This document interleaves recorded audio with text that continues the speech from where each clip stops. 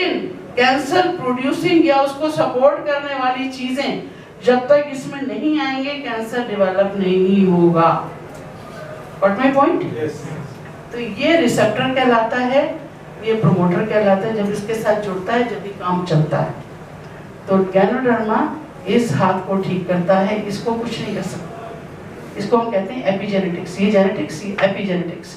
یہ وہ چیزیں ہیں جو کینسر کی پروڈکشن کو روک سکتی ہیں اور کینسر کی پروپوگیشن کو روک سکتی ہیں, بیماری کے بڑھنے کو روک سکتی ہیں, بیماری کے سیلز کو مارنے کی کوشش کر سکتی ہیں.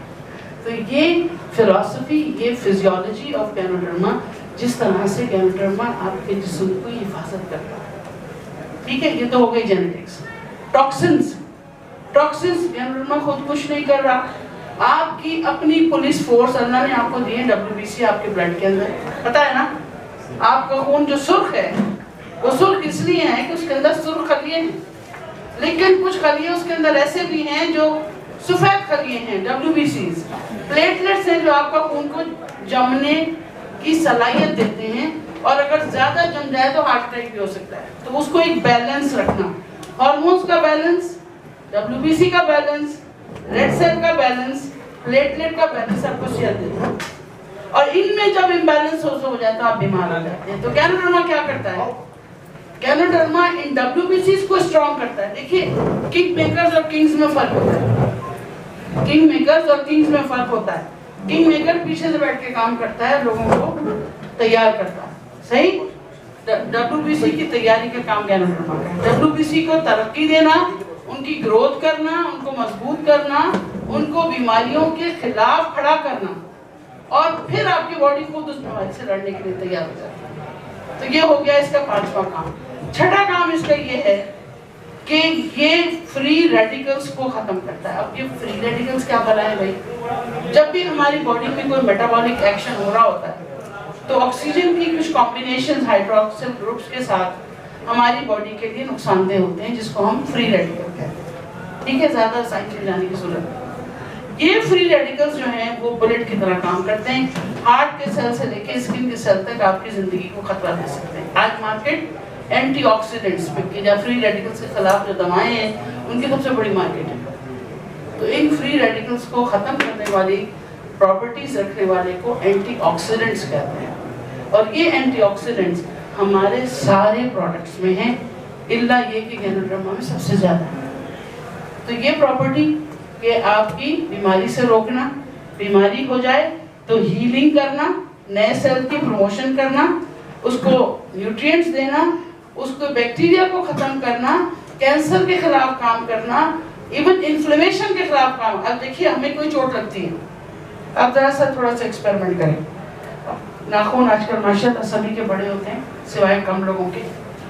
آپ اپنے ناخن سے اپنے اسکن کے اوپر ایک لکیر ڈالیے, نشان پڑ جاتا ہے. ہاں, پہلے سفید لائن بنے گی, اس کے بعد وہ سرخ ہوگی, اس کے بعد تھوڑی سی سوج جائے گی, ایک لکیر واضح سی ابھر جائے گی. اس کو کہتے ہیں انفلیمیشن. یہ باڈی کا ایک ڈیفنس میکینزم ہے کہ آپ نے جیسی اس کو چوٹ پہنچائی ویسی وہاں کی بلڈ سپلائی کم ہو گئی, سفید ہو گیا, فوراً اس نے میسج دیا WBCs کو کہ بھائی پہنچ جاؤ, کچھ خطرہ ہے. وہ فوراً اس جگہ پہ پہنچے, وہ جگہ سرخ ہو گئی, اور جیسے ہی انہوں نے کام کرنا شروع کیا وہ جگہ سوج گئی. تو اٹس اے ڈیفنس میکینزم. یہ وہ ہے کہ بھائی جیسے فائر بریگیڈ کو آپ نے فون کر دیا کہ آگ لگ گئی ہے تو فوراً فائر بریگیڈ وہاں پہنچ کے سیکیورٹی کرتی ہے. اسی طرح یہ سیلز اپنی جسم کے باقی حصوں کو بچانے کے لیے اس جو تکلیف دہ جگہ ہے اس کو گھیرے میں لے لیتے. ایزی سمجھ میں آ رہا ہے؟ یہ نیچرل ڈیفنس ہے. جب یہ نیچرل ڈیفنس نہ ہو تو یہ والا پروسیس انفلیمیشن کا انفیکشن میں کنورٹ ہو جاتا ہے. انفیکشن کا مطلب یہ جو سرخی ہے, اب اس کے اوپر ہمارے اپنے جراثیم اگر پلنے لگ جائیں, جو ہمارے اندر بھی ہیں, باہر کی جراثیم پلنے لگ جائیں تو ہمیں بیماریاں جنم لیتی ہیں. تو پھر اب ہم ڈاکٹر کے پاس جاتے ہیں, ڈاکٹر ہمیں اینٹی بائیوٹک دیتا ہے, وہ اس انفلیمیشن اور انفیکشن کا علاج کرتا ہے. گینوڈرما کیا کرتا ہے, وہ خود اس انفلیمیٹری پروسیس کو روکتا ہے. انوانٹیڈ انفیکشنز, انوانٹیڈ ایلینز جو باڈی میں داخل ہونے کی کوشش کرتے ہیں, वो WBC के जरिए उनको ख़त्म करने की कोशिश करता है। वो अपनी फ़ौज को ऑर्गेनाइज कर देता है, भाई जाओ वो जगह गलत काम हो रहा है इसको साफ करके। This is how ganoderma works as an anti inflammatory agent. अब एंटी इन्फ्लेमेटरी एजेंट हमें क्यों चाहिए? आप कहोगे मुझे तो कोई इन्फेक्शन नहीं, मैं क्यों लूँ भाई? जब आप बड़े हो रहे हो, हर जगह सूजन आ रही है, ग्रोथ हो रही है, जहाँ ये सूजन और ग्रोथ गलत रंग लेगी वहाँ इन्फेक्शन हो जाएगा, मसलन आर्थराइटिस। उम्र के साथ साथ जॉइंट स्पेसेस कम हो रहे हैं, फ्लूइड कम हो रहा है, चलने उठने में दिक्कत हो रही है। सही? काम करने के बाद आप बैठ गए, आपका खड़ा होना मुश्किल, खड़े हो गए तो बैठना मुश्किल, चोट लग गई, अगर जॉइंट पे चोट लग गई तो हो गया काम। नतीजा क्या हुआ? Joint replacement. ये सब एक कीमती बॉडी का रिप्लेसमेंट करना, करोड़ों की बॉडी है आपकी। तो गैनोडर्मा क्या करता है? इस सूजन को, जो इस चोट की वजह से हो, एजिंग की वजह से हो, या पॉइजनिंग की वजह से हो, या दवाओं की वजह से हो, बहुत सारी दवाएं भी जोड़ को सुझा देती हैं, बहुत सारे जरासीम जोड़ को सुझा देते हैं। बीटा हेमोलिटिक स्ट्रेप्टोकोकस, या आपका रोमैटिक फीवर, या आपकी जनरल बैक्टीरिया या वायरसेस, वो भी जोड़ के अंदर जाके बैठ जाते हैं और जोड़ को सुर्ख कर देते हैं। देखा है ना आपने, लोगों के हाथ पैर टेढ़े हो जाते हैं, देखे कभी? ये छोटे छोटे जॉइंट सूज जाते हैं, गठिया भी आप जिसको कहते हैं। ये सब इन्फ्लेमेशन की एक किस्म है। तो अगर इनसे बचना है तो रोज तो दवा नहीं खा सकते आप, दवाओं के साइड इफेक्ट्स होते हैं। दवा में और ग़िज़ा में यही फर्क है कि दवा एक मुख्तसर मुद्दत भी नहीं दी जाती है, और हर एक को दूसरे की दवा नहीं दी जा सकती, बच्चे को बड़े की दवा नहीं दी जा सकती, ठीक है ना? खाना अलबत्ता चावल सब लोग खा सकते हैं, रोटी सब लोग खा सकते हैं, चाहे बच्चा हो चाहे बड़ा हो, और अगर वो खाना फायदेमंद है तो सबको फायदा देगा, irrespective of as, sex and problems. सही? तो ये वो ग़िज़ा है जो आप सारी उम्र खा सकते हैं। ये तो हो गया एंटी इन्फ्लेमेटरी।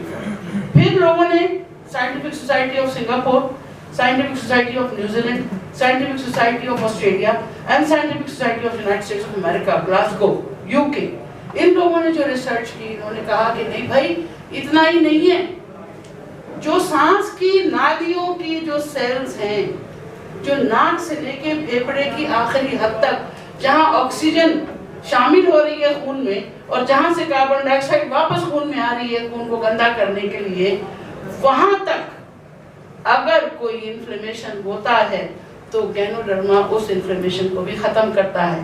तो chronic bronchitis, chronic allergies, sore throat, नाम ले ले बीमारियों का, रीजन तो सबका एक ही है ना, नाम आप जगह के हिसाब से रख लेते हो। भाई थ्रोट में है तो लारिंजाइटिस कह दिया, ब्रोंकस में है तो ब्रोंकाइटिस कह दिया, रीजन तो इन्फ्लेमेशन ही है ना।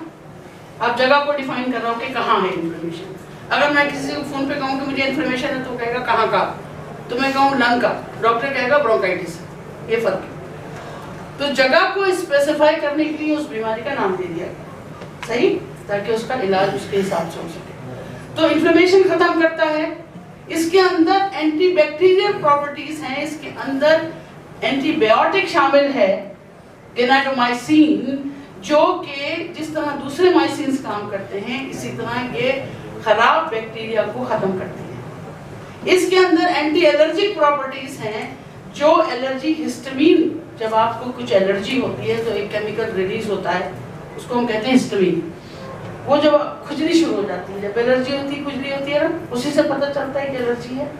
तो वो खुजली इस हिस्टामिन की वजह से होती है। इसीलिए जो दवाएं आपको मिलती हैं बाजार में, उनको हम एंटी हिस्टामिन्स कहते हैं, क्योंकि हिस्टामिन के खिलाफ काम करते हैं। तो एंटी हिस्टामिनिक प्रॉपर्टीज गैनोडर्मा में मिली। फिर इसके अंदर एंटी वायरल प्रॉपर्टीज हैं। वायरस कोई भी हो, वायरस वो HIV हो, वायरस वो हेपेटाइटिस B का हो, वायरस वो फ्लू का हो, कोई भी वायरस हो। वायरस और बैक्टीरिया के नाम आपने सुने, लेकिन कभी पता है कि इन दोनों में क्या फर्क होता है? पता है कोई फर्क?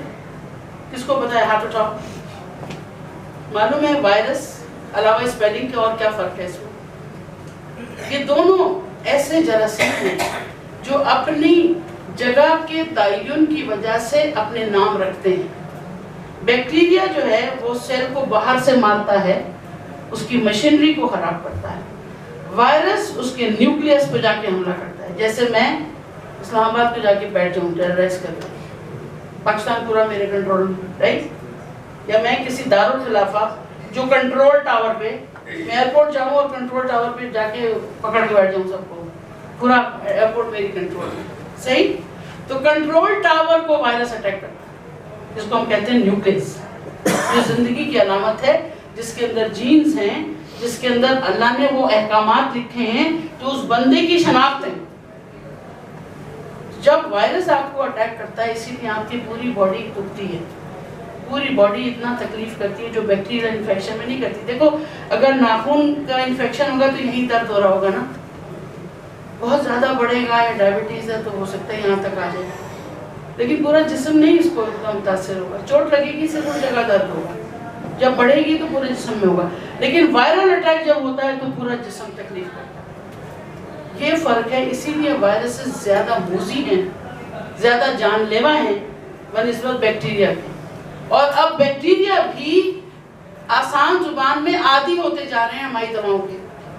پہلے ایک آسان سی اینٹی بائیوٹک دیتے تھے, 2 دن لوگوں کا بخار اتر جاتا تھا.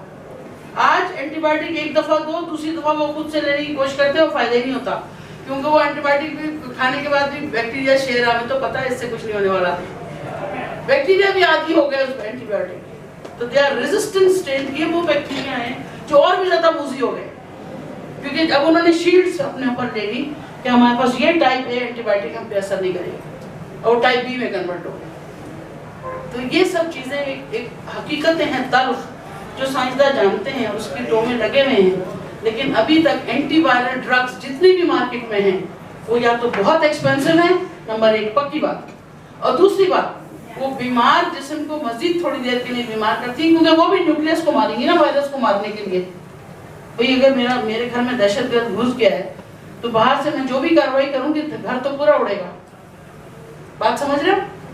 تو یہ سب چیزیں تھیں جس نے غذا کے اوپر فوکس لوگوں کا زیادہ کر دیا, کہ ہم کوئی ایسی چیز کیوں نہ لیں جو ہمارے جسم کے اندر اس نیوکلیس کے وائرس کو بھی جا کے مارے, سیل کو نہ مارے, اس وائرس کو مار جائے. And this property is seen in Ganoderma. This property is seen in Spirulina. This property is seen in Moranzine. تو یہ وہ چیزیں تھیں جس کی وجہ سے ری ایکشن میں, دیکھیں ڈاکٹر لم نے کیوں یہی پروڈکٹس چنے. یہ پروڈکٹس صرف اس لیے چنے کہ ان کے بہت سارے کام ایک جیسے تھے. Immunomodulation, antioxidant, food supplements, antibacterial, antiviral, anti ageing. تو ہمیں الگ الگ سائنسداں بننے کی ضرورت ہی نہیں ہے. جس طرح دودھ پینے کا ہمیں حکم تھا کہ دودھ پیا کرو, اس میں فائدہ ہے. زیتون کھایا کرو, اس میں ثواب بھی ہے, فائدہ بھی ہے. کھجور کھایا کرو, اس میں ثواب بھی ہے, اجر بھی ہے اور فائدہ بھی ہے. ٹھیک ہے, کرونچی کھایا کرو, اس میں موت کے علاوہ سب چیز کا علاج ہے. تو ہم نے تو کوئی اسٹڈی نہیں کی اس کے اوپر, کیوں کہا گیا. اور گینوڈرما کے لیے ہم 1000 سوال اٹھاتے ہیں. جب ہم نے ثابت کر دیا یہ صحیح ہے تو اس کو بھی کھانے میں کوئی حرج نہیں ہے. اس کے ساتھ ساتھ اگر اچھا دیکھیے, اب آپ بیمار نہیں پڑنا چاہتے, آپ نے شروع کر دیا. اب آپ بیمار ہیں, اب آپ کیا کریں. کھاتے ہوئے یہ تمام پروڈکٹ کھاتے ہوئے بھی آپ کو بیماری ہو گئی, کوئی پابندی تو نہیں ہے کہ میرے پاس کوئی بالکل میرا جسم ایک دم سے توانا ہو جائے گا. اب کیا ہوگا کہ اگر آپ کے خون میں گینوڈرما موجود ہے تو وہ جلدی ان سیلز کی ریپیئر کرے گا جو بیمار ہیں. ایک تو بیماری کی وجہ پہ کام کرے گا, دوسرے ریپیئر کرے گا. دیکھیے ہیلتھ کی ڈیفینیشن میں ایک لفظ ہے ہیل. اگر آپ دیکھیں HEALTH, ہیلتھ میں ایک لفظ ہے ہیل. ہیلتھ ہوتی اسی وقت ہے جب آپ کے اندر ہیلنگ پروسیس صحیح ہوتا ہے. جب آپ کو چوٹ لگے بھی تو آپ کو دوا کی ضرورت نہیں, آپ کھڑے ہو جاتے ہیں. اسی طرح اگر آپ کے سیلز کے اندر طاقت ہے تو وہ ریپیئر کر سکتے ہیں, اور اگر مرا ہوا سیلز جسم سے صاف ہو جاتا ہے تو بھی آپ صحیح رہ سکتے ہیں. مرے ہوئے سیلز اگر جمع ہو جائیں گے باڈی کے اندر تو وہ اور زیادہ نقصان دہ ہیں کہ وہ نارمل سیل کو بھی خراب کریں گے. تو باڈی کا نکاسی کا نظام بھی ٹھیک ہونا چاہیے اور نئے سیلز کے بننے کا نظام بھی ٹھیک ہونا چاہیے. وہ کہاں سے آئے گا؟ دوا بنائے گی نئے سیلز. کون سی دوا بناتی ہے نئے سیلز بھائی؟ غذا بنائے گی, پروٹینز. اور وہ پروٹینز آپ کو اسپائرلینا میں کمپلیٹ فوڈ کے طور پر ملتے ہیں. کچھ پروٹینز گینوڈرما میں شامل ہیں, اور پولیسیکرائڈز, ٹرائٹرپینائڈز, گینوڈرمک ایسنس, یہ وہ چیزیں ہیں جو میں نے آپ کو جو فنکشن بتائے وہ اپنے لیولز پر سرکولیشن امپروو کرتے ہیں. اب آئیے اب کارڈیوواسکولر سسٹم. ہر ایک کے پاس دل ہے، دماغ ہے.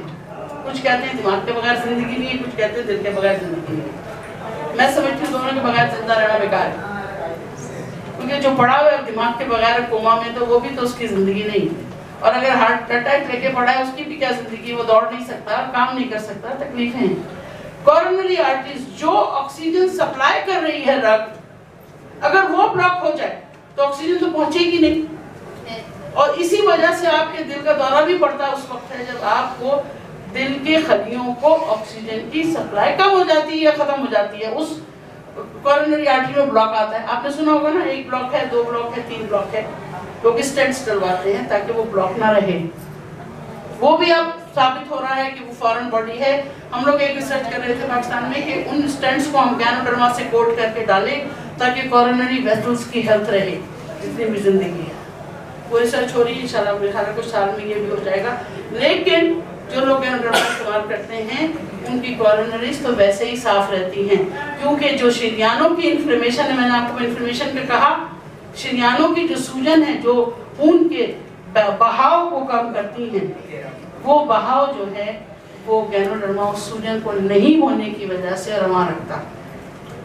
اور سب سے اچھی بات، پلیٹلیٹ کا صحیح کام کرواتا ہے. پلیٹلیٹ کیا بلا ہے؟ پلیٹلیٹ وہ خلیے ہیں کہیں سے آپ کی ٹوٹ پھوٹ ہو جائے. جیسے اگر آپ کا ڈرین پائپ لیک ہو جائے تو آپ کیا کرتے ہو؟ پہلے تو اس کو بند کرنے کی کوشش کرتے ہو، سوراخ کو ریپیئر کرو گے یا پھر پائپ چینج کر دو گے. یہ ہوتا ہے نا. اسی طرح اگر آپ کے جسم میں کہیں سے خون بہنا شروع ہو جائے، پتہ بھی نہیں ہے آپ کو ہم کہاں سے ہمارے جسم سے خون بہتا ہے، اور وہ خون فوراً ہی ایبزارب بھی ہو جاتا ہے اور ہمیں پتہ بھی نہیں چلتا. وہ اس لیے پتہ نہیں چلتا کہ وہ جو لیکیج ہے وہ یہ پلیٹلیٹس بلاک کر دیتے ہیں. یہ اللہ میاں کا ایک اتنا خوبصورت نظام ہے کہ جہاں سے لیک ہوا پلیٹلیٹ وہاں جائے گی اور ایک ہاتھ آ گیا اس سوراخ کو بند کر دے. سمجھانے کے لیے کہہ رہی ہوں، یہ کام ہے پلیٹلیٹ کا. تو جو دوائیں اینٹی پلیٹلیٹ ہیں، جو غذائیں اینٹی پلیٹلیٹ ہیں، وہ آپ کے خون کے بہنے کی ٹینڈنسی بڑھا دیتی ہیں. آپ کو ایسپرین کہتے ہیں نا لوگ، 30 سال کے بعد 35 سال کے بعد آپ سب لوگ ایسپرین کھایا کرو، خون پتلا رہے گا تو رگوں میں زیادہ جائے گا، ہارٹ کو سیو کرے گا، ہارٹ اٹیک نہیں ہوگا. یہی کہا پچھلے 10 سال تک.